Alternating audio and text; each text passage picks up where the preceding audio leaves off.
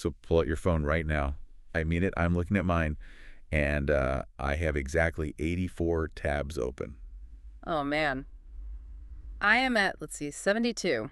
Plus, a terrifying amount of saved photos from God knows when. Right. And if you were listening to this right now, I bet you have like 100 browser tabs open, just in case. Oh, totally. Or maybe you were sitting on screenshots from 3 years ago of some restaurant you never even visited. Guilty. I mean, we have all convinced ourselves we will need that blurry picture of a menu someday, right? Yeah, it is a textbook case of digital hoarding. We are accumulating all these digital artifacts like the tabs, the unread emails, the endless saved TikToks, and just letting them pile up. Which really begs the question, why are our digital spaces just overflowing with unused data? Hmm? Like, why do we keep hoarding all this stuff we never look at again? Well, it actually comes down to a psychological trap called the action illusion. Okay, the action illusion. What is that? So every time you see like a complex tutorial or a great recipe and you hit save or add to favorites, your brain actually gets a little hit of dopamine. Wait, really? I'm skeptical.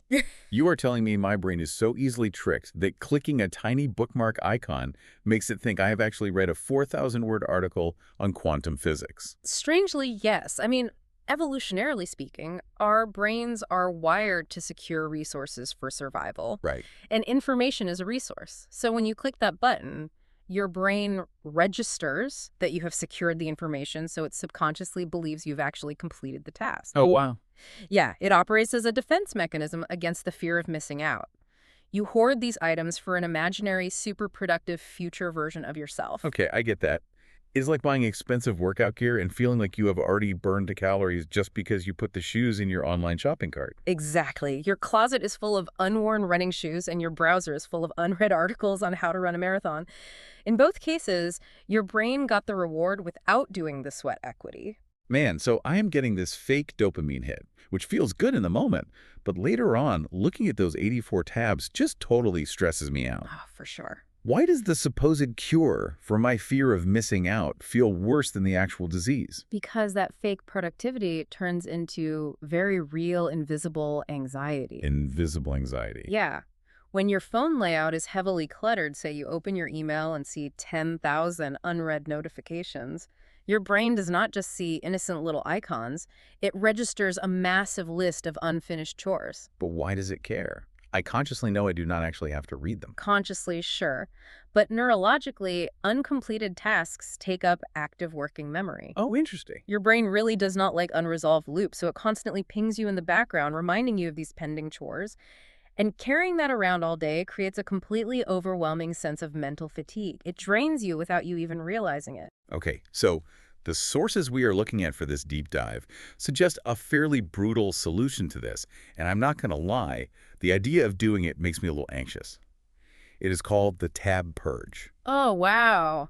That does sound like a digital horror movie. It really does. But the goal is to shift from a collecting mindset to a consuming mindset. The rules are strict. Okay, hit me. Every Sunday evening, you close every single browser tab, all of them, and you delete any screenshot older than 48 hours. Wow. Every single one. Yep. The logic here is that if an article or idea is truly important, you will remember to look it up again. From a psychological standpoint, that makes perfect sense. By doing this, you are shutting down those open loops. You are freeing up massive amounts of mental bandwidth. Right, because you aren't carrying those chores around. Exactly. You are allowing your brain to focus on the present moment rather than lugging around the heavy, invisible weight of that imaginary future. So clearing your screens is really the first step to clearing your mind. You just have to let go of the fantasy that you're going to read all those articles. Yeah, it is about accepting who you are today rather than holding on to the digital clutter of who you think you should be. That is a great way to put it. But before we wrap up, I want to leave you with a new question to mull over. If our digital hoarding is a reflection of our ideal selves, what does the specific type of content you hoard reveal about your deepest unfulfilled desires? Oh, that is deep. Right.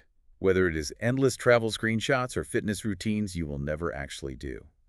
Are your 84 open tabs just a mirror of what you are secretly wishing for in life?